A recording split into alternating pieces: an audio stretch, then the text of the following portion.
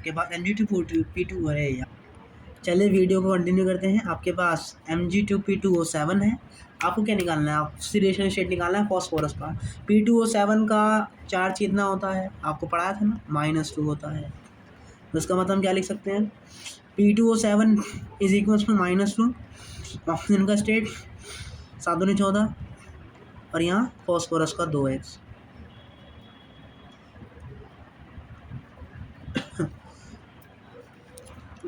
P2O7 का शायद charge ये नहीं होता, कोई नहीं हम निकाल लेते हैं। चार्ज मालूम नहीं है इसका, कोई दिक्कत नहीं। तो मैग्नीशियम पे कितना होता है? +2 चार्ज। मैग्नीशियम है कितनी? 2, तो कितना आ जाएगा? +4। इसका x मान लिया, इसका 14 कर दिया, तो यहाँ से x का वैल्यू क्या आ जाएगा? 5 आ जाएगा। अगर आपको किसी का चार्ज नहीं पता तो टोटल पे कर लीजिए, और अगर इंडिविजुअल का पता है तो उस पर निकाल के आप काम कर सकते हैं अपना। चलिए ये क्वेश्चन करते हैं। Ammonium nitrate 2 nitrogen atoms percent. देखो ये तो वही वाला क्वेश्चन हो गया ना, NH4+ और NO3- में। तो कितनी आती थी हमारी? -3 और +5 अभी करके आया इसको। तो COCN6 3- है, टोटल चार्ज 3 -3। इसका निकालना x बोल दिया। साइनाइड का कितना होता है? -1, तो -6। यहाँ से कितना आ गया? +3 आ गया। चलिए आगे बढ़ते हैं, इसका निकालते हैं। Oxidation number of sulphur in H2SO4 तो निकालिए। H कितने हैं? 2, तो कितना हो जाएगा? 2। सल्फर का x माना, 5 दूनी 10 करा बराबर 0 किया। तो यहाँ से जब सॉल्व करते हैं तो x का वैल्यू कितना आ रहा है? +8 आ रहा है। कितना आ रहा है? +8, जो कि गलत है। क्या ये सर? गलत है। क्यों गलत है? क्योंकि ये H2SO5 है, ये H2SO4 नहीं है। इसका मतलब यहाँ पर आपको डायग्राम बना के देखने की ज़रूरत पड़ेगी। तो पहले डायग्राम बनाएंगे, ऐसा बनेगा। तो यहाँ पे पेरोक्साइड इफेक्ट आ गया, जिसकी वजह से यहाँ पे वैलेंसी गिर जाएगी। तो एन क्वेश्चन में आपको डायग्राम बना के देखना पड़ेगा। देखो अगर कुछ जैसे थोड़े तो आपको यार स्ट्रक्चर बनाना सीख ही लो। स्ट्रक्चर बना लोगे तो सारे केस ही मिट जाएगा। तो H2SO4 का जब स्ट्रक्चर बनाता है तो ये आता है। आप वो डंडे गिराएंगे तो यहाँ से कितनी आ जाएगी? +6 आ जाएगी। तो कभी भी आपको टिपिकल लगता है या लग रहा है कि आपने थोड़ा बहुत गलत किया है, तो आप स्ट्रक्चर बना के चेक कर लीजिए। मेरा मानना तो ये है कि स्ट्रक्चर से करेंगे ज़्यादा बेस्ट रहेगा। ईजी क्वेश्चन है तो विदाउट स्ट्रक्चर कर लीजिए।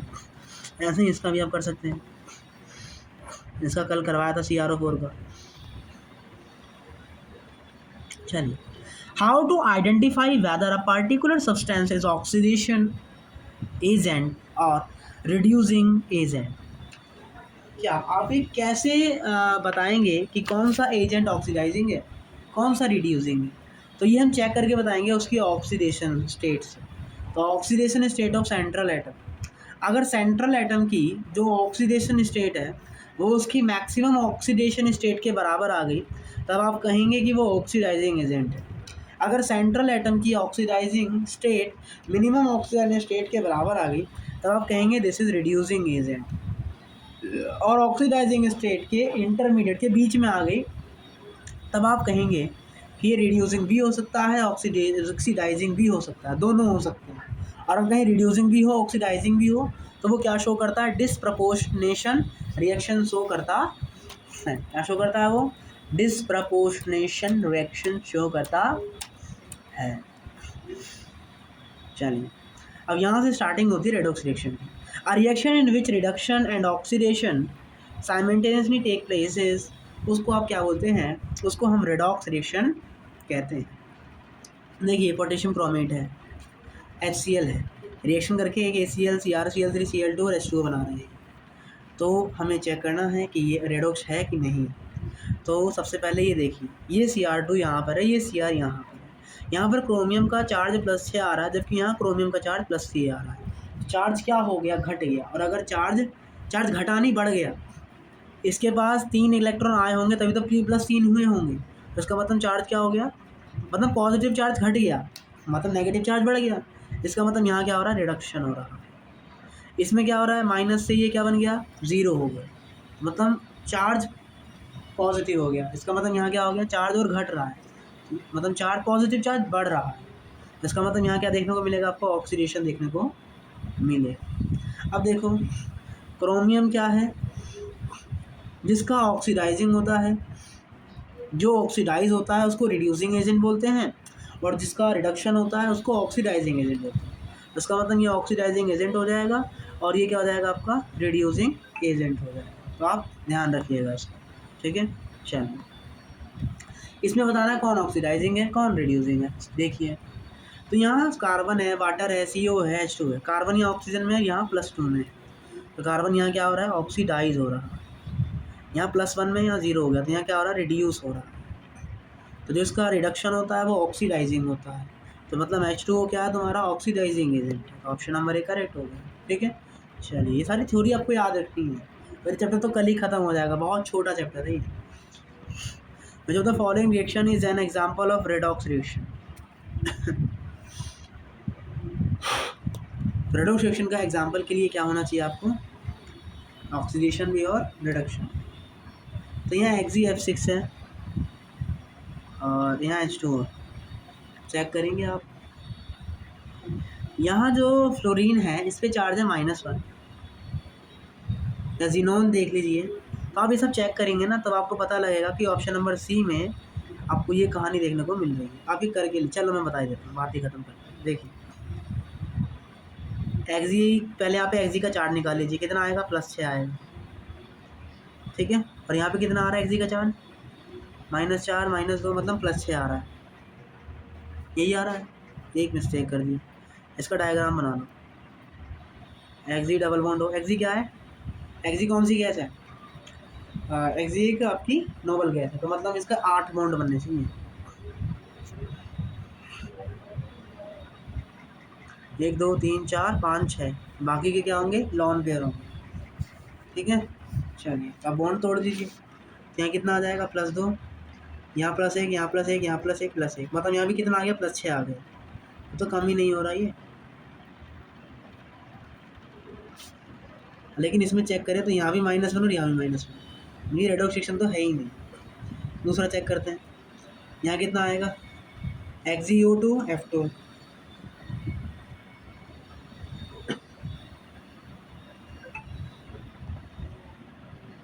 यहाँ भी क्या देखने को मिल रहा है 2 2 4 2 4 5 6, तो यहाँ भी नहीं देखने को मिलेगा।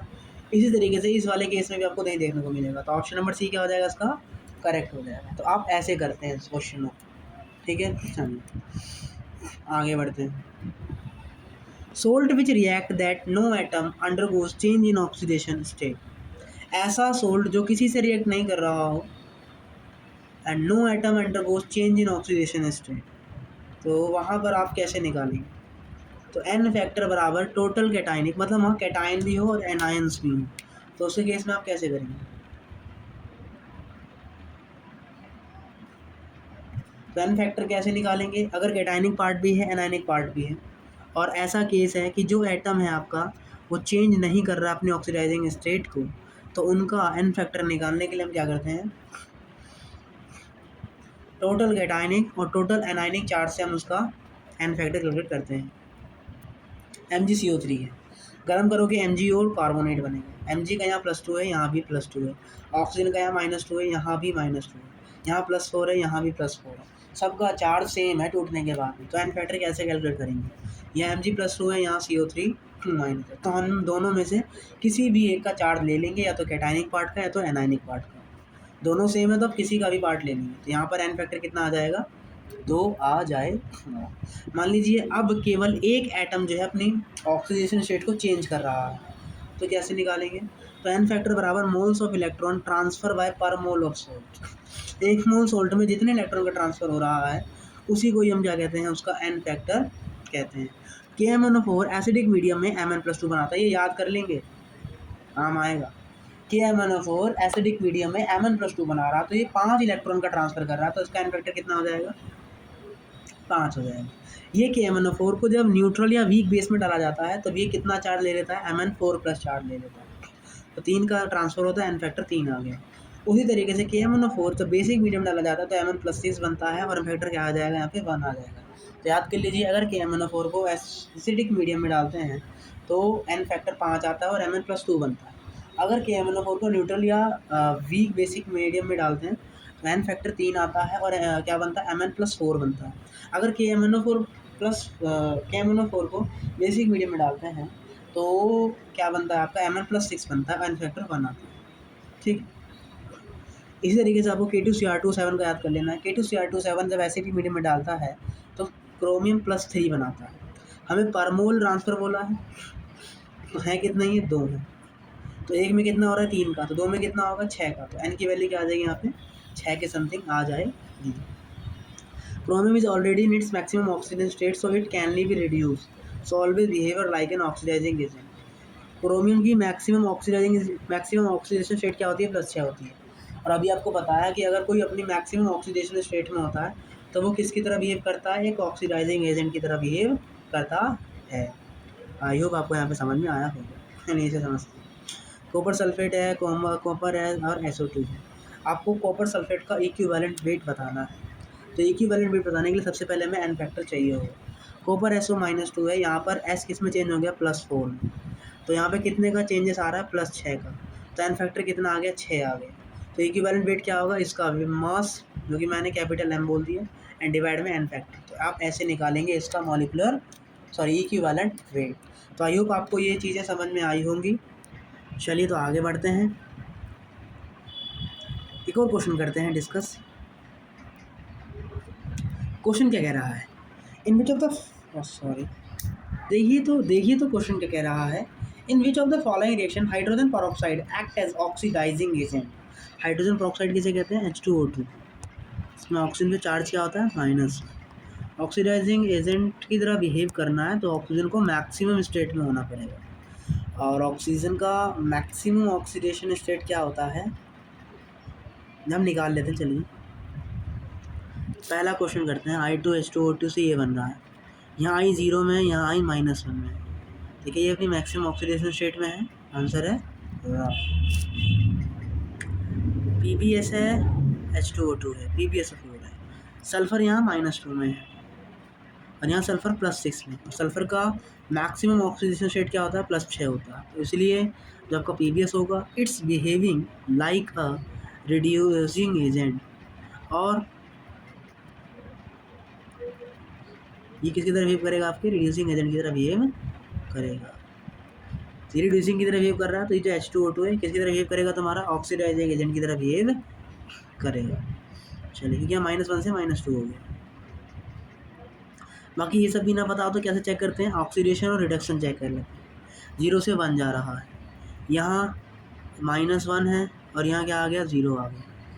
यहाँ क्या हो रहा है, यहाँ चार्ज घट रहा है, यहाँ चार्ज बढ़ रहा है, यहाँ चार्ज 0 भी है, तो ऑक्सीजन की 2 स्टेट दिखा दी, इसका मतलब ये वाला ऑप्शन ही नहीं है, तो ये बी इसका ऑप्शन माना जाएगा। X2H4 release 10 mole of electron to form a compound Y। X2H4 10 mole release करता है Y कंपाउंड बनाने के लिए। What should be the oxidational number of X in the compound of Y।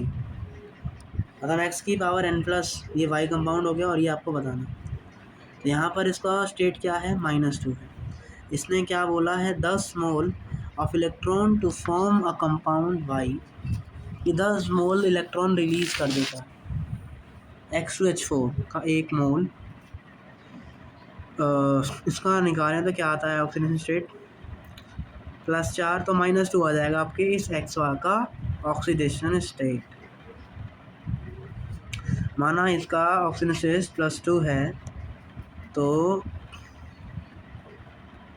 अभी कितना है, -2 से +n जाने के लिए कितने इलेक्ट्रॉन देने पड़ेंगे इसे, n+2 इलेक्ट्रॉन देने पड़ेंगे, और ये किसके बराबर है, 10 के बराबर है। n+2 नहीं, 2n+2, ठीक है।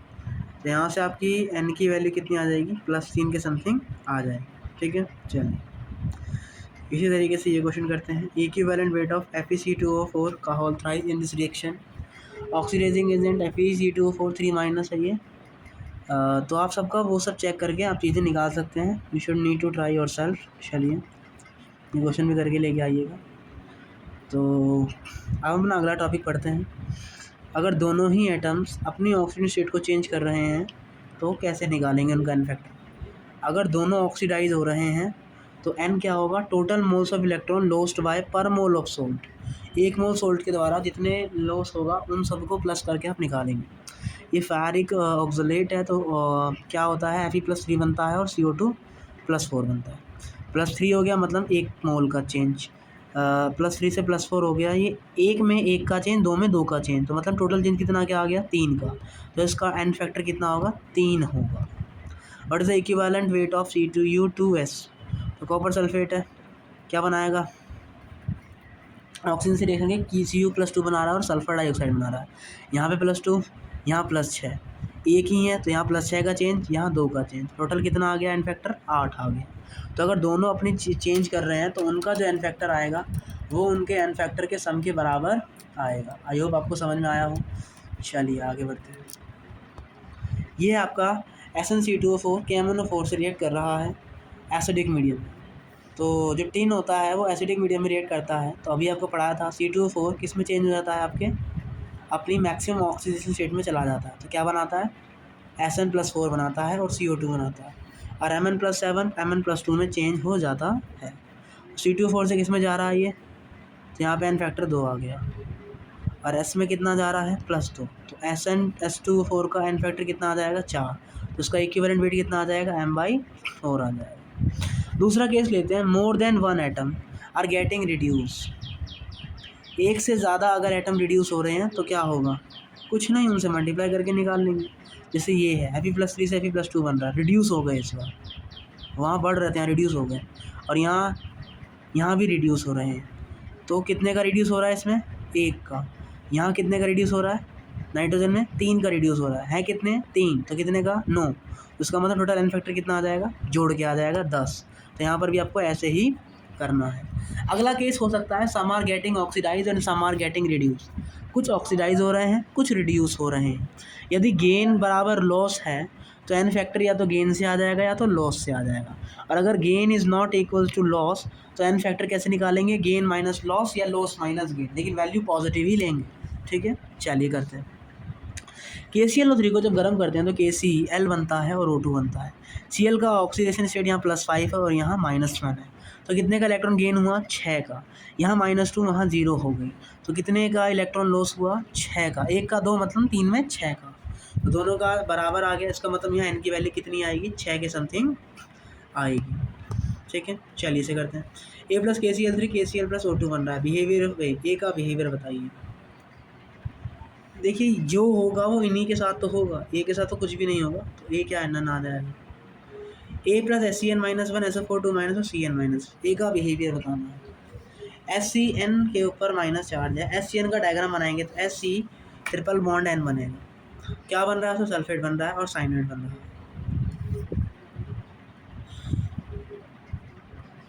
यहाँ पे कार्बन का +3 है, यहाँ +4 है, यहाँ -2 है और यहाँ -3 है, यहाँ +6 है और यहाँ +2 है। कितने का डिफरेंस, 2 का। कितने का डिफरेंस, 8 का। इसका मतलब टोटल एन फैक्टर कितना आ गया, 8 - 2 मतलब कितना, 6 आ गया। एन फैक्टर कितना आ गया, 6 आ गया। एन फैक्टर कितना आ गया, 6 आ गया। 6 mole of electron are available a by पर मोल SCN-1। तो एन का वैल्यू यहाँ पे कितना आ गया, 6। तो यहाँ इलेक्ट्रॉन का लॉस हो रहा है, तो इसलिए जो ए का बिहेवियर होगा वो क्या होगा, ऑक्सीडाइजिंग एजेंट होगा। यहाँ नन क्यों रहा, क्योंकि यहाँ लॉस बराबर गेन था, तो इसलिए ना तो रिड्यूसिंग है ना तो ऑक्सीडाइजिंग है, इसलिए ए क्या हो जाएगा आपका, नन हो जाएगा ऊपर वाले क्वेश्चन में। चलिए, N factor calculation in disproportionation reaction, जहाँ रिडक्शन, एक ही कंपाउंड का रिडक्शन भी हो रहा है, ऑक्सीडेशन भी हो रहा है, और आपको उसका एन फैक्टर कैलकुलेट करना है, तो आप कैसे करेंगे, चलिए देखते हैं। A redox reaction in which same element present in a particular compound in a different oxidation state in oxidize as well as reduce. One of the reactant in a disproportionation reaction always contain an element that can exist in and one at least 3 oxidation state. One of the reactant disproportionation तब show करेगा जब वो 3 oxidation state में हो। Side सी बात। चलिए H2O2 की बात करते हैं। तो O2 यहाँ -1 में है, यहाँ वो -2 में है और यहाँ वो 0 में है, 3 ऑक्सीडाइजिंग स्टेट में है। इसका मतलब ये डिस्प्रपोर्शनेशन रिएक्शन शो करेगा। तो यहाँ -1 से -2 जा रहा है, तो इसका मतलब यहाँ पर रिडक्शन हो रहा है, और -1 से 0 जा रहा है, तो यहाँ पे क्या हो रहा है, इसका ऑक्सीडेशन हो रहा है। बाकी आपको खुद से घर में चेक करके आने हैं कि किसका डिस्प्रपोर्शनेशन होगा, कहाँ डिस्प्रपोर्शनेशन नहीं होगा। और एक और चीज़ याद रखना, अगर मैक्सिमम, अगर किसी का ऑक्सीजन स्टेट कंपाउंड का मैक्सिमम आ गया तो फिर उसका डिस्प्रपोर्शनेशन रिएक्शन नहीं हो सकता। ठीक है, चलिए, तो इनका एन फैक्टर कैसे कैलकुलेट किया जाएगा, तो इनका एन फैक्टर कैलकुलेट करने के लिए आप इस फॉर्मूले का यहाँ पे यूज़ करेंगे, 1/नेट बराबर 1/n1 + 1/n2। तो यहाँ से यहाँ में कितने का चेंज आ रहा है, 1 2 का चेंज आ रहा है, क्योंकि 1 में 1 का चेंज तो 2 में 2 का चेंज। और यहाँ से यहाँ में कितने का चेंज आ रहा है, 1 का चेंज आ रहा था, 2 में 2 का चेंज आएगा। तो 1/नेट बराबर क्या आ जाएगा, 1/2 + 1/2। तो एन नेट कितना आ जाएगा, 1 आ जाएगा। खूबसूरत बात क्या है, H2O2 एज एन ऑक्सीडाइजिंग और reducing, then N factor is always 2, but in decomposition reaction the N factor is 1। Decomposition बराबर डिस्प्रपोर्शनेशन रिएक्शन। याद करेंगे, डिकम्पोजिशन के केस में एन फैक्टर बराबर क्या आता है, 1 आता है। ठीक है, ये सब होमवर्क हैं, ये सब आपको घर से करके लेके आने, जो भी पूछा गया आपको करना है। आज की क्लास यहीं रखते हैं, मिलते हैं कल अपने रेडॉक्स सेशन के लेक्चर नंबर 2 में। तब तक बेटा बाय बाय, और कल ये चैप्टर अपना फिनिश हो जाएगा। जय हिंद।